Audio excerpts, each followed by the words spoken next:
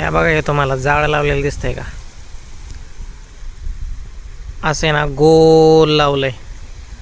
आता रात्रीत आहे ना इथपासून पाणी पर्यायी इकडेपर्यंत जाईल आणि इकडे मासे पण येतील ना, आणि सकाळी परत कमी पाणी होईल, मग जे मासे अडकून राहतील याच्यात, मग ते ज्यांनी जाळं लावलं आहे ते पकडून घेतील मासे.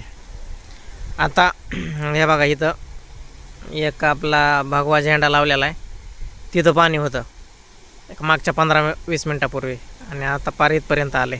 जवळपास एक 40-50 फूट पाणी वाढलं आहे, आणि अजून 1-2 तासात पाणी इकडं पारकडेपर्यंत जाईन, किनाऱ्यापर्यंत.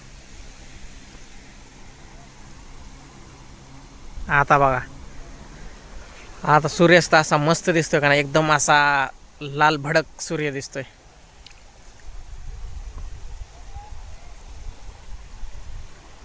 ठिकठिकाणी हे बघा असे जाळे लावलेले.